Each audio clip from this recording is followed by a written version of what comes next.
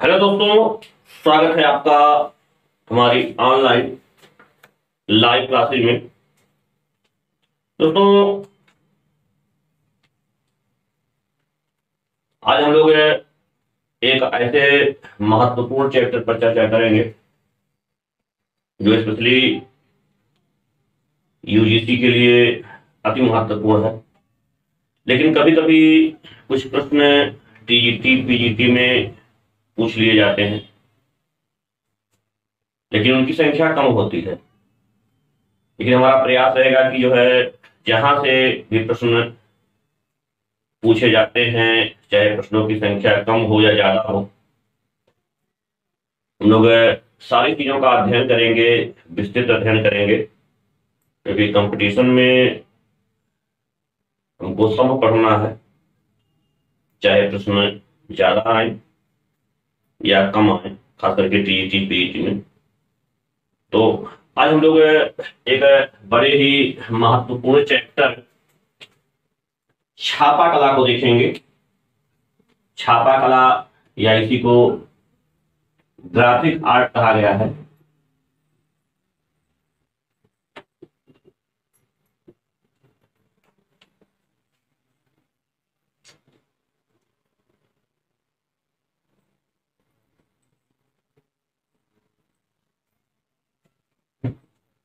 तो हम लोग पूरा छापा कला को देखेंगे, लेकिन छापा कला का थोड़ा सा इतिहास हम लोग देख लेते हैं। इस छापा कला का इतिहास दरअसल हम लोग जब कला के सामान्य परिचय देख रहे थे तो सारी प्रागैतिहासिक काल देख रहे थे, तो देखे थे कि भारत चित्रकला का इतिहास है, प्रागैतिहासिक काल से ही इसकी शुरुआत हो जाती है। यानी प्रागैतिहासिक काल में जब मानव नहीं था, पूरी तरह से बर्बर जंगली असभ्य था, उसमें किसी तरह की सामाजिकता का कोई विकास नहीं हुआ था। उसी समय से वह प्रकृति प्रदत्त गुफाओं में चित्रकारी करना प्रारंभ कर दिया था।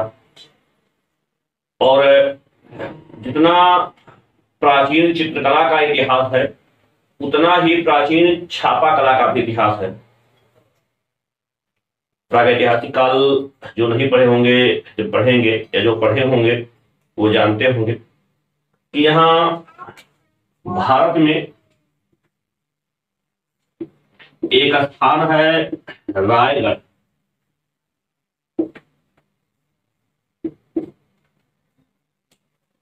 ये रायगढ़ है, आपके मध्य प्रदेश में स्थित है। और इस रायगढ़ क्षेत्र से क्षेपांकन पद्धति से बने हुए चित्र मिले हैं। क्षेपांकन जो होता है,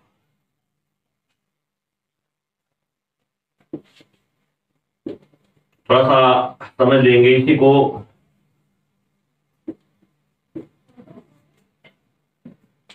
छापा कला भी कहा गया। तो में होता इसमें था कि हाथ में रंग लगा करके सीधे प्रकृति प्रदत्त गुफाओं में छापा लगा दिया जाता था, जैसे आप देख भी रहे हैं चित्र में। तो इस तरह से जो चित्र बने मिले हैं मध्य प्रदेश के रायगढ़ चित्र क्षेत्र से, उसी को क्षेपांकन पद्धति कहा गया है। और अगर हम लोग मध्य प्रदेश के रायगढ़ के अलावा हम लोग अगर यूरोप में चलते हैं, यूरोप में जो प्रागैतिहासिक कालीन स्थल मिले हैं उसको फ्रैंको कैंट्रिबिया क्षेत्र कहा गया है। और फ्रैंको कैंट्रिबिया क्षेत्र, या कह सकते हैं कि प्रागैतिहासिक कालीन स्थल, यूरोप के मात्र 2 देशों में मिले हैं। और वो देश हैं स्पेन और फ्रांस। यानी प्रागैतिहासिक कालीन स्थल या फ्रैंको कैंट्रिबिया क्षेत्र यूरोप के मात्र 2 देशों में स्थित है। और वह देश है स्पेन और फ्रांस। तो हम स्पेन और फ्रांस के दो स्थल देखेंगे। यहाँ भी क्षेपांकन पद्धति के बने हुए चित्र मिले हैं और इन स्थलों में एक स्थल आपके स्पेन से मिला हुआ है जिसका नाम है कवादेल कास्टिलो की गुफा।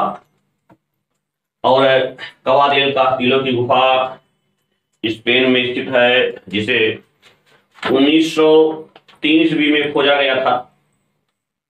और यहाँ हाथ के छापे के कुल 44 अर्थात 44 चित्र मिले हुए हैं, जिसमें दाहिने हाथ के बने हुए 9 चित्र और बाएं हाथ के बने हुए 35 चित्र मिले हैं। और इसके अलावा भी आप लोग जैसा कि चित्र में देख रहे होंगे, महिष, बगला, अश्व, गाय, इन सबके भी चित्र मिले हुए हैं। जब हम लोग यूरोपीय चित्रकार देखेंगे तो वहां इसकी विस्तार से चर्चा करेंगे। और इस कवादेल कास्टिलो के अलावा एक और गुफा मिला हुआ है फ्रांस से, गरगास की गुफा। स्क्रीन पर आप लोग देख रहे होंगे कि ये फ्रांस में स्थित है और यह 1881 ईस्वी में खोजा गया था। और यहाँ 150 हाथ के छापे के चित्र मिले हुए हैं। कह सकते हैं कि यहाँ हाथ के छापे के सर्वाधिक चित्र मिले हैं, जो लाल, पीले और काले रंग से बनाए गए हैं। तो दोस्तों, ये कुछ प्रागैतिहासिक कालीन स्थल है जहां पर छापा कला के उदाहरण प्राप्त हुए हैं। और ये छापा हाथ के छापे हैं। हम लोग देखे हैं कि भारत के रायगढ़ क्षेत्र में मिले हैं, स्पेन और फ्रांस में भी इस तरह के चित्र प्राप्त हुए हैं।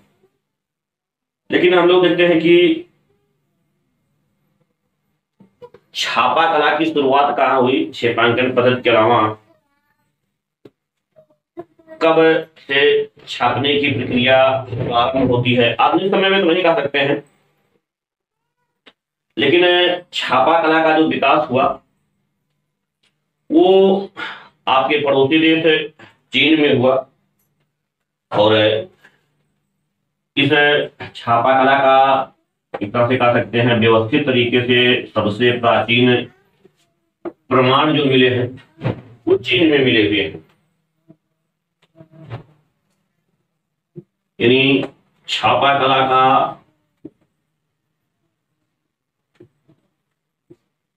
सबसे प्राचीन प्रमाण। आवाज अगर सही से नहीं आ रही होगी तो कमेंट करिएगा।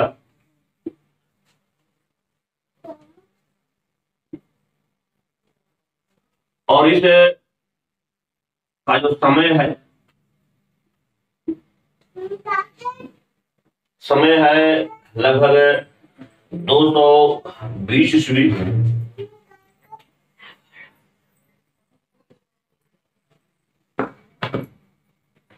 और यहाँ जो छपाई होती थी असल में वो लकड़ी के ठप्पे बना करके, सॉरी, हाँ, लकड़ी के ठप्पे बना करके चीजों को छापा गया।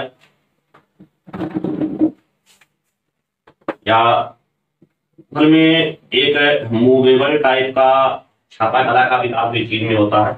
लेकिन वहां जो ठप्पे बनाए गए थे वो मिट्टी के थे। लेकिन जो शुरुआत में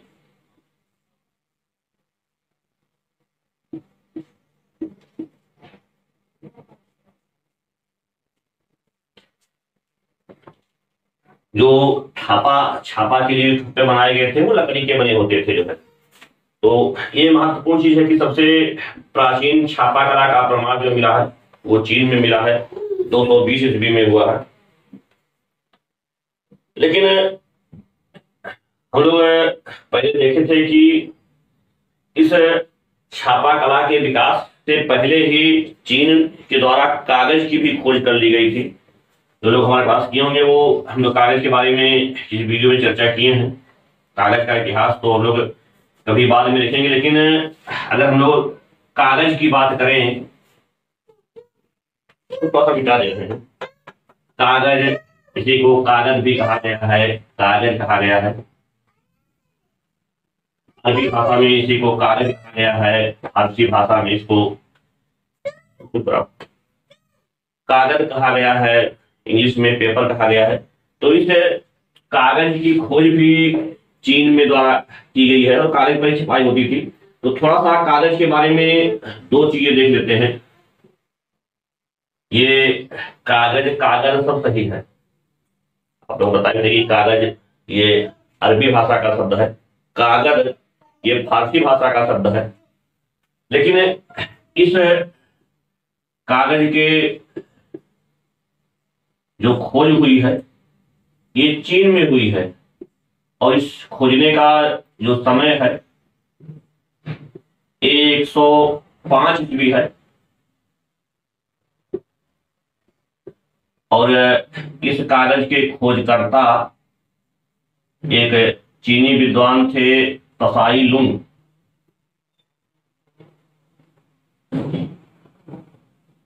त्साई लुंग के द्वारा खोजा गया और शुरुआत में इसी कागज पर छपाई भी होती थी।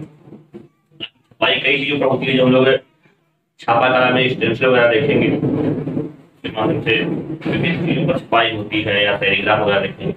लेकिन यहाँ सामान्य रूप से कागज की बात कर रहे हैं। थोड़ी सी सामान्य जानकारी देख लीजिए, कभी कभी यहाँ से भी प्रश्न पूछ लेते हैं, ताकि कागज पर अभी ऑनलाइन में कोई वीडियो नहीं बना है। पूरा कागज के बारे में, उसका इतिहास, उसकी विस्तार से चर्चा किसी अन्य वीडियो में करेंगे। हम लोग आते हैं यहाँ ग्राफिक अर्थात छापा कला को और देखते हैं छपाई जो शुरू हुई वो चीन में हुई। और दोस्तों एक चीज और चीन में छापा गया और वो छापा गया था सांकेतिक मुद्रा। छापा गया था सांकेतिक मुद्रा होता है, इसी समय विश्व के लगभग हर देशों में सांकेतिक मुद्रा चल रही है। जैसे कल कागज पर आप लोग देख रहे हैं 2000 का नोट, 50 रुपए का नोट, 200 का नोट, 10, 20, 50 जो भी देख रहे हैं वो क्या है, संकेत करता है वो कागज कि इसका मूल्य 2000 रुपए के बराबर है, इसका मूल्य 200 के बराबर है, इसका मूल्य 500 के बराबर है। तो ये सांकेतिक मुद्रा होता है। और एक सामान्य रूप से मुद्रा चलती थी, जो है सोने की सिक्के चलते थे, चांदी के सिक्के चलते थे। तो वो उन सिक्कों के मूल्य हुआ करते थे जो है लगभग उसके समतुल्य। लेकिन चीन के द्वारा सबसे पहले सांकेतिक मुद्रा का प्रचलन हुआ और सांकेतिक मुद्रा पर भी छपाई होती है, जैसा कि आप लोग देख रहे हैं। और ये सांकेतिक मुद्रा चीन में कागज पर बनाए गए और इसका समय है 807 ईस्वी। तो सांकेतिक मुद्रा पर भी छपाई होती थी। कभी हो सकता है कि पूछ लें जो है सांकेतिक मुद्रा पर छपाई सबसे पहले कहाँ हुई या सांकेतिक मुद्रा का प्रचलन सबसे पहले कहाँ हुआ। तो सांकेतिक मुद्रा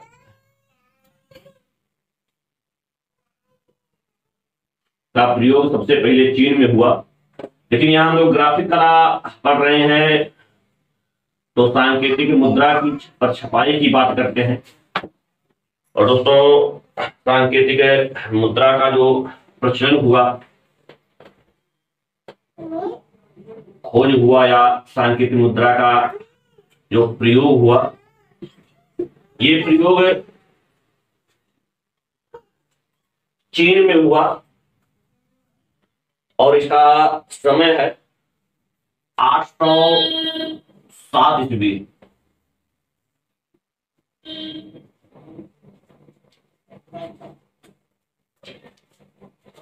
तो हो सकता है कभी सांकेतिक मुद्रा को लेकर के भी प्रश्न पूछ ले। चुप रहो तो हल्ला ना करो। अब हम लोग आते हैं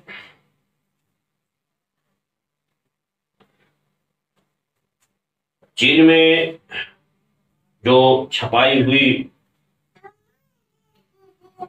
वो उभरी सतह से हुई। जिसे जो सतह होती थी छपाई के लिए, जो प्लेट तैयार किया जाते थे, उसकी सतह उभरी हुई होती है। हम लोग आगे देखेंगे। इसी को रिलीफ मेथड कहा गया है, या रिलीफ प्रोसेस कहा गया है, या उभार सतह उत्कीर्णन कहा गया है। हम लोग आगे इस पर विस्तार से चर्चा करेंगे। लेकिन सामान्य रूप से देखते हैं कि जो चीन में प्लेट बनाए गए उसकी सतह उभरी हुई होती थी। और जो सबसे पहले ग्रंथ छापा गया, सबसे पहले पांडुलिपि छापी गई, सबसे पहले जो पोथी छापी गई वो चीन में ही छापी गई। तो ये भी बहुत महत्वपूर्ण है, सबसे पहले छापी गई पोथी कौन सी है, और उस पोथी के बारे में थोड़ा सा हम लोग विस्तार से चर्चा करेंगे। वो पोथी भी बहुत महत्वपूर्ण है, और पोथी के बारे में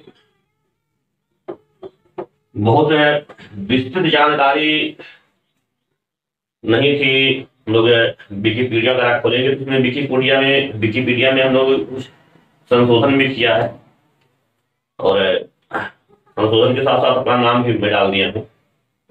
असल में इंग्लिश में जो विकिपीडिया होती है उसमें तो कुछ जानकारी दी जाती है, लेकिन हिंदी में नहीं दी जाती है।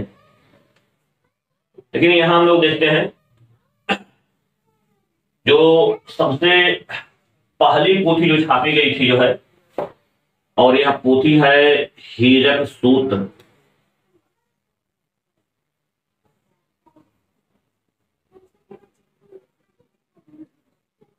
और ये पोथी भी चीन में ही छापी गई, और कहीं कहीं हीरक सूत्र को डायमंड सूत्र भी बोल देते हैं। थोड़ा इसको ऊपर से लिखे जिससे चीजें आ जाए।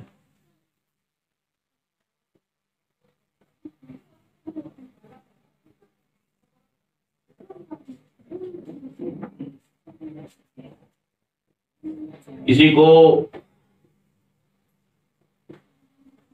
डायमंड सूत्र भी कहीं कहीं कहा दिया गया है। तो आप लोग कंफ्यूज ना होइएगा इसको लेकर के कि डायमंड सूत्र आए तो कोई अलग चीज है। असल में ये जो हीरक सूत्र है या डायमंड सूत्र है, इसका छापने का समय है 11 मई 868 ईस्वी। और यह जो पोथी है, ये जो ग्रंथ है या पांडुलिपि कुछ भी कहे, ये चीन में छापा गया। और इस के छपाई के लिए जो कागज तैयार किया गया, उस 7 कागजों को जोड़ करके लगभग 16 फीट लंबा और 12 इंच चौड़ा कागज तैयार किया गया था। और इस पर पूरी पोथी या पूरे ग्रंथ को छाप दिया गया था। और कह सकते हैं कि वर्तमान में सबसे प्राचीन मुद्रित इस पोथी में लेख के साथ साथ यहाँ चित्र भी छापे गए हैं। और यह एक भारतीय ग्रंथ वज्र छेदिका प्रज्ञा पारमिता सूत्र का चीनी भाषा में अनुवाद है। और वर्तमान समय में यह पोथी ब्रिटिश संग्रहालय लंदन में संग्रहित है या रखा गया है। तो थोड़ा सा हम लोग हीरक सूत्र के बारे में सामान्य चीजें नोट कर लेते हैं। आप लोगों को जो लगे कि ये परीक्षा के दृष्टि से महत्वपूर्ण है और हम बता भी दे रहे हैं, तो आप लोग उसको नोट कर लिया करिए। और इसमें हम लोग हीरक सूत्र के बारे में कुछ सामान्य जानकारी नोट करते हैं। इसका जो समय है छपाई का, वो है 11 मई 868 ईस्वी। और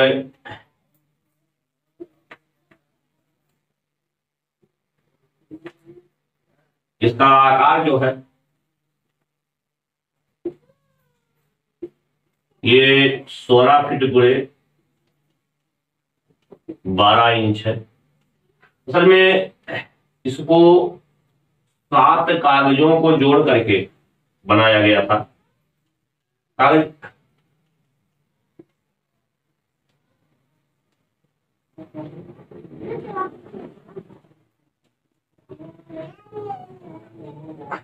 7 कागज को जोड़ करके यार, और इसकी लंबाई 16 फीट थी और इसकी चौड़ाई जो है वो 12 इंच थी, यानी यहां से लेकर के यहां तक, और यहां से लेकर के यहां तक इसकी लंबाई कुल 16 फीट थी। और इस पोथी की वर्तमान स्थिति, ये जो कहाँ रखा गया है, तो अगर इस पोथी की वर्तमान स्थिति की बात करें तो ये ब्रिटिश संग्रहालय लंदन में संग्रहित है।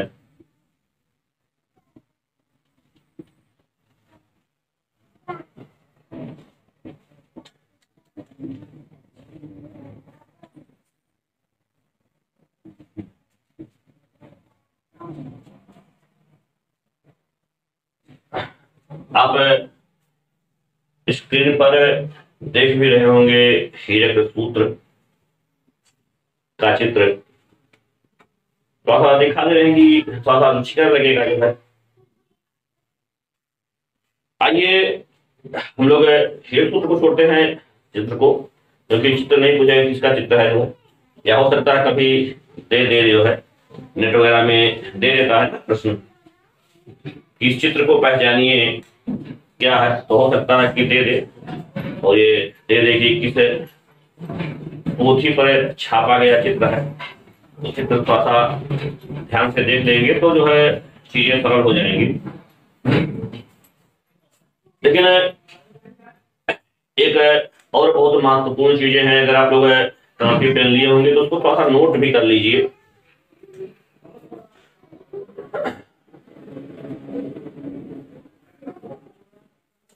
लिखिएगा थोड़ा सा हीरक सूत्र के बारे में, लिखिएगा यह पांडुलिपि या ग्रंथ है। क्योंकि मैं थोड़ा सा लिख भी दे रहा हूं, क्योंकि हो सकता है कुछ भाषा का टोन कभी कभी होता है ना, ये भारतीय विशेषता है कि टोन थोड़ा सा बदलता रहता है, तो कभी कभी वो चीजें समझ में नहीं आती हैं। जैसे यूपी में पूर्वांचल की बात करें तो वहां पेपर बहुत लेट में आया, इसको उधर रखो। हर क्षेत्र का अपना अलग टोन होता है, तो कभी कभी टोन थोड़ा सा पकड़ने में दिक्कत होती है। हमारे पूर्वांचल का टोन अलग है, पश्चिमी यूपी का टोन अलग है, हरियाणा के लोगों का टोन अलग है, राजस्थान के लोगों का टोन अलग है। तो इसलिए बोलने पर कभी कभी चीजें स्पष्ट नहीं हो पाती हैं, और वैसे भी मैं बहुत जल्दी जल्दी बोलता हूँ, आप लोगों को पढ़ाने के क्रम में धीरे बोल रहा हूँ, तो मुझे लगता है कि और भी लोग मेरी भाषा को जल्दी समझ नहीं पाते होंगे। थोड़ा सा एक महत्वपूर्ण चीज है हीरक सूत्र के बारे में, उसको नोट करके लिख सकते हैं। कह सकते हैं कि हीरक सूत्र सबसे प्राचीन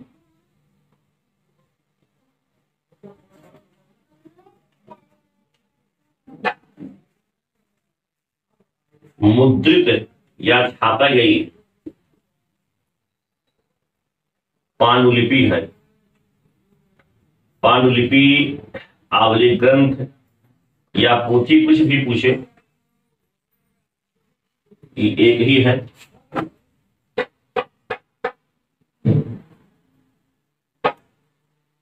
यह चीनी भाषा में छापी गई,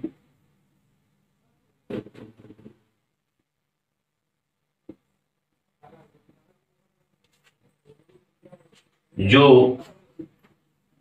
भारतीय ग्रंथ है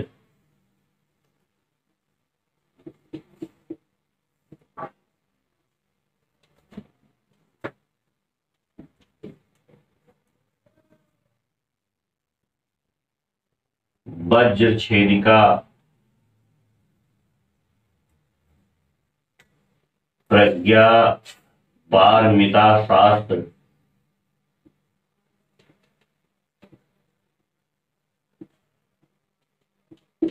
का चीनी अनुवाद है।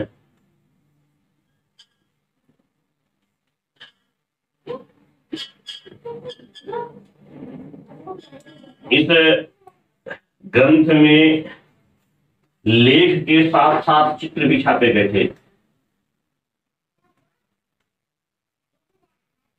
यानी लेख कह सकते हैं या अक्षर के साथ साथ कह सकते हैं।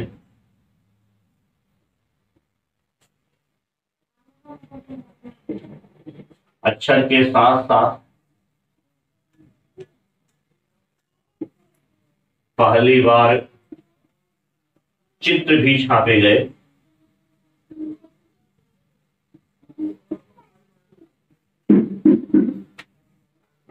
तो ये बहुत महत्वपूर्ण है। हीरक सूत्र 868 में छापा गया। इसका आकार महत्वपूर्ण है। जिसका इस भारतीय ग्रंथ का चीनी भाषा में अनुवाद है, ये महत्वपूर्ण है। और कहाँ संग्रहित है, ब्रिटिश संग्रहालय लंदन। ये भी कुछ महत्वपूर्ण चीजें हैं जहां से प्रश्न कहीं कहीं से पूछे भी गए हैं और पूछे जाने की संभावना भी बनती है। तो हम लोगों ने एक भारतीय ग्रंथ है वज्र छेदिका प्रज्ञा पारमिता शास्त्र का उल्लेख किए, जिसका चीनी भाषा में अनुवाद हीरक सूत्र है।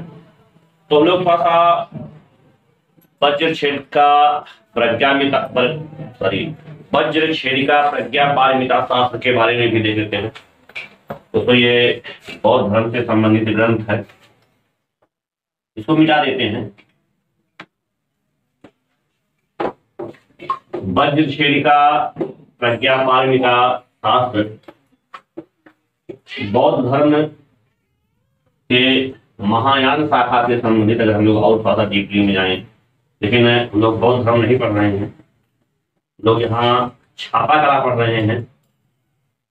और थोड़ा सा डीपली इसलिए बता देते हैं क्योंकि हम लोग छापा कला का इतिहास पढ़ रहे हैं, तो उससे जुड़ी हुई जो भी चीजें हैं देखना कर्तव्य होता है। तो हम लोग थोड़ी सी चर्चा करेंगे, बहुत विस्तार से चर्चा नहीं करेंगे। और थोड़ी सी वज्र छेदिका प्रज्ञा पारमिता शास्त्र को देखते हैं।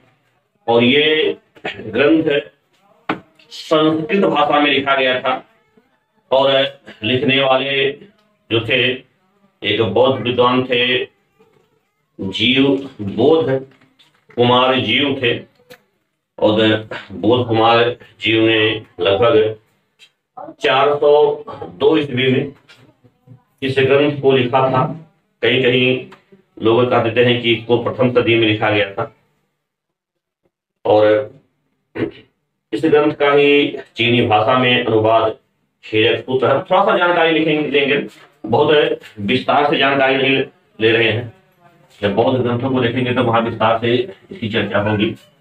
तो हम लोग ग्रंथ देखते हैं।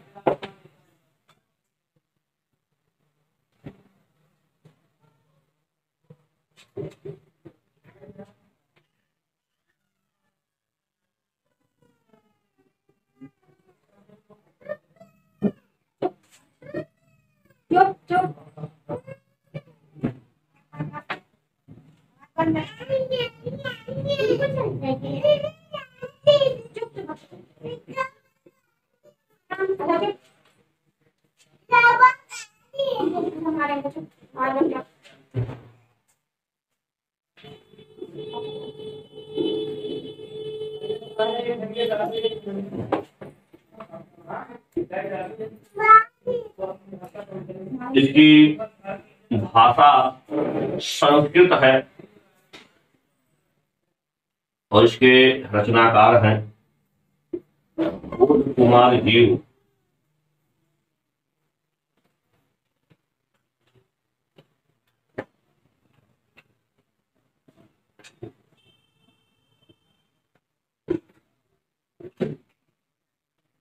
इसका समय है लगभग कहीं एक समय तो मिल नहीं पाता है, 402 ईस्वी है। और इसी ग्रंथ का चीनी भाषा में अनुवाद की एक सूत्र है, कह सकते हैं कि इसी ग्रंथ का चीनी भाषा में अनुवाद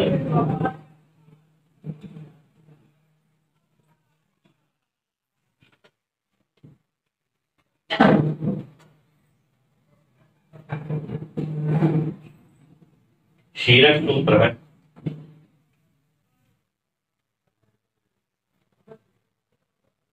तो इस वज्रछिदिका प्रज्ञा पारमिता शास्त्र के बारे में बस इतना ही। हम लोग छापा कला पर ध्यान केंद्रित करते हैं और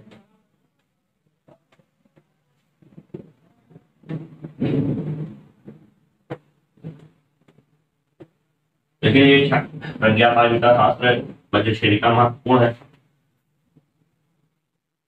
आते हैं हम लोग छापा कला के अंतर्गत चर्चा करते हैं चल टाइप छापा कला, या इसी को बोलते हैं मूवेबल टाइप, जो अपने आप मूव करता रहता है, आप आते जाते हो मूव करता रहता है।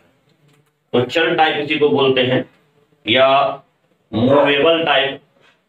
जो छपाई की शुरुआत होती है वो भी चीन में छापा जाता है, लेकिन जो ब्लॉक बनाए जाते हैं वो मिट्टी के बनाए जाते हैं। और उसके इस तरह से छपाई की शुरुआत चीन में 1041 ईस्वी में की गई। और एक चीनी विद्वान थे पेई सेंग, कहीं कहीं इसको पाई सेंग भी कहा दिया गया है। तो पेई सेंग ने 1041 ईस्वी में चीन में सबसे पहले चल टाइप, या इसी को इंग्लिश में कहा गया है मूवेबल टाइप छापा कला की शुरुआत किए थे। लेकिन यहाँ जो ब्लॉक बनाए गए थे, जो छपाई के लिए छोटे छोटे प्लेट बनाए गए थे, वो मिट्टी के थे, इसलिए बहुत सफल नहीं हो सका। तो थोड़ा सा इसको नोट कर लेते हैं और देखते हैं जो मूवेबल टाइप या चल टाइप छापा कला जो पहली बार कारगर साबित हुआ या जो सफल साबित हुआ, वो जर्मनी में इस तरह के मूवेबल चल टाइप छापा कला की शुरुआत होती है। उसकी चर्चा भी हम लोग आगे करेंगे। लेकिन हम लोग देखते हैं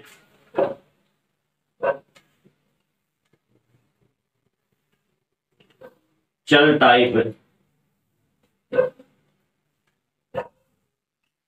या मूवेबल टाइप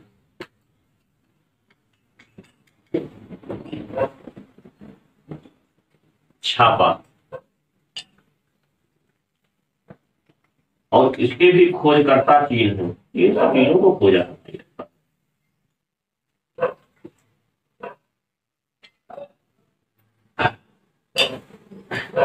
खोजकर्ता का नाम अभी हम लोग देखेंगे कि खोज कहाँ हुई, और इसकी भी खोज चीन में हुई। और इसका समय है 1041 ईस्वी, और इसकी जो खोजकर्ता है वो है, इनके दो नाम मिलते हैं।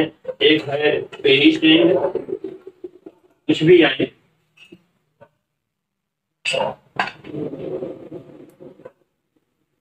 या कहीं कहीं इनको पाई सेंग भी कहा दिया गया है।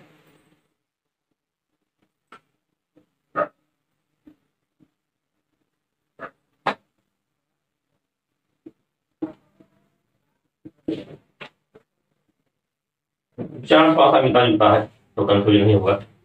लेकिन इसमें जो ब्लॉक बनाए गए थे, जो चीन में ब्लॉक बनाए गए थे छपाई के लिए,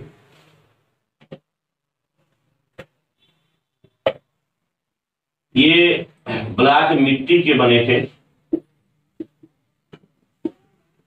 धातु के ब्लॉक जर्मनी में बनते हैं, अभी हम लोग उसकी चर्चा करेंगे, तो ये भी थोड़ा सा महत्वपूर्ण है। लेकिन ये जो चीन में मूवेबल टाइप छपाई की शुरुआत होती है, बहुत सफल नहीं हुआ। और वैसे भी चीन की चीजें अब तो बहुत ज्यादा सफल नहीं हो रही हैं। चीनी सामान की कोई वारंटी लोग गारंटी नहीं होती है ना, तो ये भी बहुत सफल नहीं रहा। हम लोग मूवेबल टाइप या चल टाइप अगर सफल छापा की बात करें तो इस तरह का खोज जो है जर्मनी में 1440 से लेकर के 1450 ईस्वी के बीच में लगभग हुआ था। और एक जर्मनी के विद्वान थे जॉन गुटेनबर्ग, उन्होंने इस तरह का प्रयोग किया, इस तरह का प्रयास किया, और ये गुटेनबर्ग के द्वारा चंद्रकारी छापा सफल रहा। तो देखते हैं यहाँ जो चल टाइप छापा जो धातु के बनाए गए,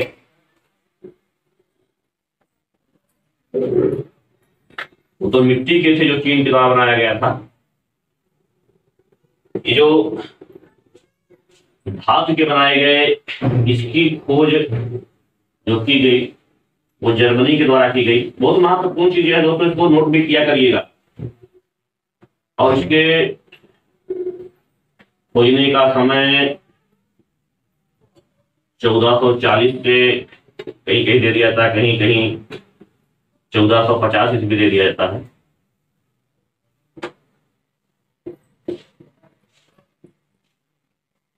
और इसके खोजकर्ता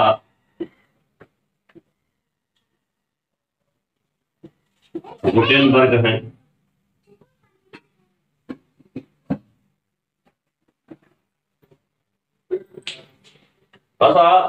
राइटिंग बहुत अच्छा नहीं है, अगर प्रयास करते हैं सुधारने का, क्योंकि जब थोड़ा सा राइटिंग सही नहीं होती है तो जो है सही से चीजें समझ में नहीं आती हैं।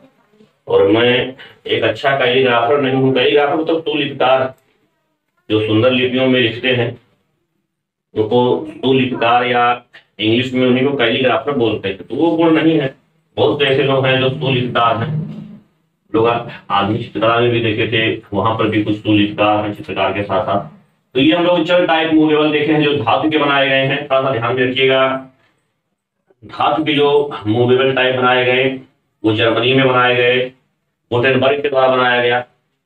कभी कभी ये भी पूछता है कि सबसे पहले चल टाइप मूवेबल कहाँ बनाया गया।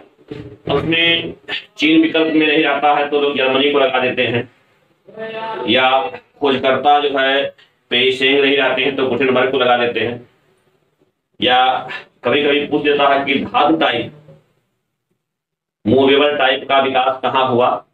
तो थोड़ा सा देखिएगा, धातु पूछ रहा है या मिट्टी का पूछ रहा है या सबसे प्राचीन पूछ रहा है, तो थोड़ा सा ध्यान में दीजिएगा कि प्रश्न क्या पूछ रहा है, उसके अनुसार आप उत्तर दीजिएगा।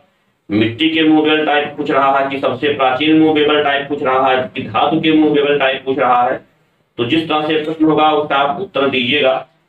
और इसके लिए सबसे जरूरी होता है कि प्रश्न को ध्यान से पढ़ना। आप लोग देखते हैं कि ये तो मेरा पढ़ा हुआ प्रश्न आ गया है, बस प्रश्न आधा पढ़े और आधा अपने दिमाग से वैसे समझ लिए, आगे की चीजें समझ लिए, और उसका रिजल्ट क्या आता है, गलत होने की संभावना 99% होती है। जो लोग आधा प्रश्न पढ़ते हैं और आधा अपने से समझ लेते हैं, तो इस तरह की गलती आप लोग कभी मत करिए। पूरा प्रश्न शुरू से लेके अंत तक स्थिर दिमाग के साथ पढ़िए। आधा प्रश्न पढ़ के आधा अपने आप दिमाग में मत समझ करके करिएगा। कभी कभी देखते हैं कि लोग बहुत अच्छे प्रतियोगी हैं, लेकिन दो चार प्रश्न जो बहुत सामान्य प्रश्न है उसको गलत लिखे रहते हैं। कहते सर तो मुझे प्रश्न आता था, मैंने गलत कर दिया। वो गलत इसलिए कर देते हैं कि वो पूरा प्रश्न पढ़ते नहीं, आधा पढ़ते हैं और आधा अपने समझ लेते हैं। और कुछ लोगों को ये ध्यान रहता है कि आधा पढ़े आधा समझे, कुछ लोग प्रश्न तो पूरा पढ़ लेते हैं लेकिन विकल्प नहीं पूरा पढ़ते हैं कि क्या क्या विकल्प दिया गया है। शुरुआत में देखे पहला विकल्प मिलता जुलता है जो है उसको मार करके आगे बढ़ गए, नीचे विकल्प देखते नहीं किए। तो कभी कभी विकल्प भी जो है मिलते जुलते विकल्प दे देते हैं, और जो गलत होता है मिलता जुलता विकल्प सबसे पहले उसी को देखते हैं, और लोग पहले विकल्प पढ़े, विकल्प का सही करके आगे बढ़ गए। ये कुछ चीजें होती हैं जो अक्षम्य है, ये गलती क्षमा करने योग्य नहीं है, क्योंकि आप जिस चीज को जानते हैं उसको भी गलत कर दे रहे हैं। आप नहीं जान रहे हैं, गलत कर दे रहे हैं, चलिए क्षम्य है, चीज आपने पढ़ा नहीं तो आप गलत कर दिए, लेकिन जो आपको आ रहे हैं उसको गलत करना, ये गलती बहुत बड़ी है। तो प्रयास करिएगा कि आप लोग इस तरह की गलती ना करें। तो हम लोग मूवेबल टाइप छापा देखे। दोस्तों एक और महत्वपूर्ण चीज है, थोड़ा सा उस पर चर्चा कर लेते हैं। असल में एक नीदरलैंड के विद्वान थे रेम्ब्रा, चित्रकार भी हैं। रेम्ब्रा नीदरलैंड या वो हॉलैंड भी बोलते हैं। रेम्ब्रा ने 17वीं सदी में छापा कला को चित्रकला के बराबरी का दर्जा प्रदान करवाया था, इसमें बड़ी महत्वपूर्ण भूमिका रही। और छापा कला को चित्रकला की बराबरी का दर्जा प्रदान करने वाले रेम्ब्रा थे, और ये हॉलैंड या नीदरलैंड के विद्वान थे। और इस का जो समय है वो 17वीं सदी है। तो ये थोड़ा सा हम लोग छापा कला का इतिहास देखे हैं, लेकिन अगर हम लोग भारत में छापा कला का इतिहास देखें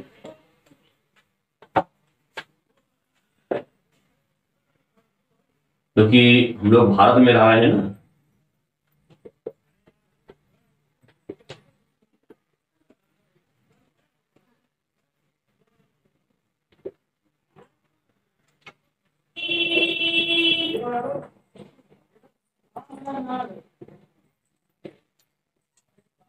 थोड़ी सी जानकारी ले लेते हैं।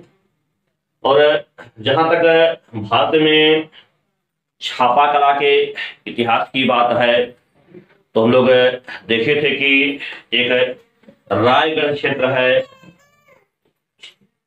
भारत के मध्य प्रदेश में, पीछे लोग चर्चा किए थे।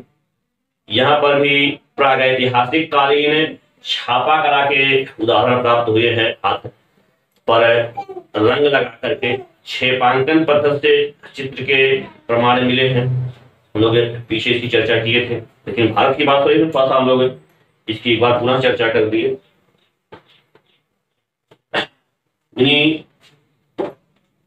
भारत में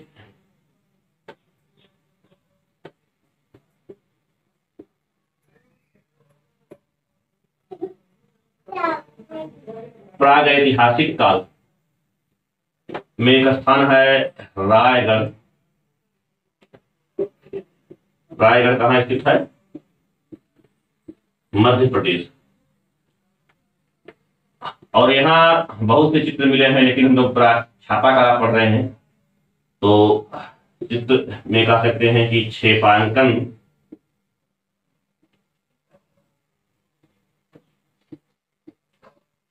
छेपांकन पद्धति से बने चित्र मिले हैं।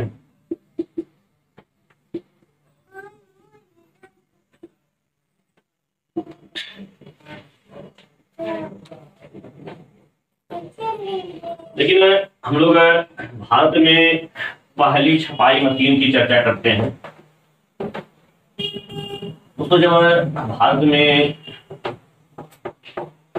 तमाम विदेशी कंपनियां व्यापार करने के उद्देश्य से आई थी और अधिकार कर ली थी, और उन्हीं कंपनियों में एक कंपनी थी पुर्तगाल की, और पुर्तगालियों ने भी भारत के कुछ क्षेत्रों पर अधिकार किया। वो इतिहास की बातें हैं, वहां से चर्चा करेंगे। छापा कला से संबंधित थोड़ा सा इसकी चर्चा कर देते हैं। तो पुर्तगाल से एक छपाई की मशीन अफ्रीका महाद्वीप में अबिसिनिया के लिए चली थी जब, लेकिन जब भारत में वो पहुंची गोवा में जहाँ पुर्तगालियों का अधिकार था जो है, वहां कुछ ही कारण बस उतार लिया गया और वो फिर मशीन अफ्रीका महाद्वीप में नहीं भेजी गई, यहीं रह गई। और उसी मशीन से सबसे पहले 1556 ईस्वी में गोवा में एक पुस्तक छापी गई, डॉक्ट्रिना क्रिस्ताओ। और इस डॉक्ट्रिना क्रिस्ताओ पुस्तक को संत जेवियर के द्वारा छपवाया गया और यह भारत में छपाई मशीन के द्वारा या चरण टाइप मूवल के द्वारा छापी गई पहली पुस्तक थी। और अगर हम लोग भारतीय भाषाओं की बात करें कि भारतीय भाषाओं में कौन सी भाषा सबसे पहले छापी गई, किस भाषा की छपाई सबसे पहले हुई थी, तो दोस्तों तमिल भाषा के जो ब्लॉग सबसे पहले बनाए गए थे, तमिल भाषा को सबसे पहले मुद्रित किया गया था, छापा गया था। तो ये थोड़ा सा महत्वपूर्ण है। तो थोड़ा सा हम लोग देखते हैं भारत में पहली छपाई मशीन।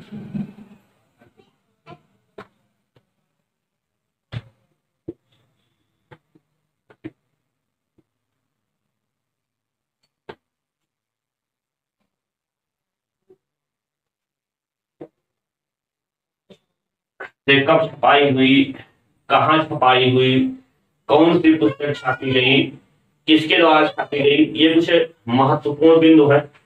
वो हल्ला कर रहा है, उसको चुप कराओ जी, उसको बाहर लेके जाओ। आप लोगों को डिस्टर्ब तो नहीं हो रहा आवाज से? बाहरी आवाज से प्रयास करेंगे कि आवाज थोड़ा सा बाहर की कम आए, लेकिन क्या करें, इस समय लॉकडाउन है, सब लोग घर में ही रहते हैं, कोई बाहर निकलता नहीं है, तो थोड़ी सी समस्या आ जाती है।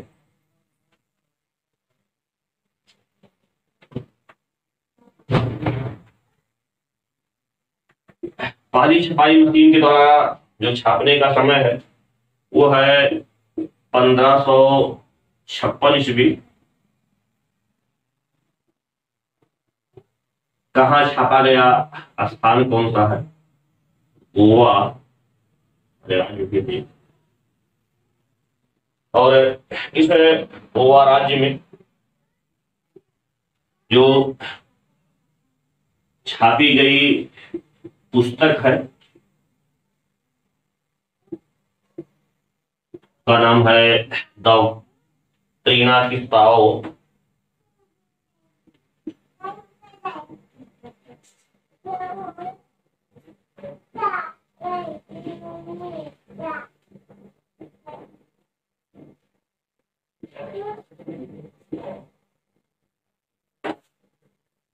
और इसको संत जेवियर के द्वारा छापा गया था, एक फादर थे।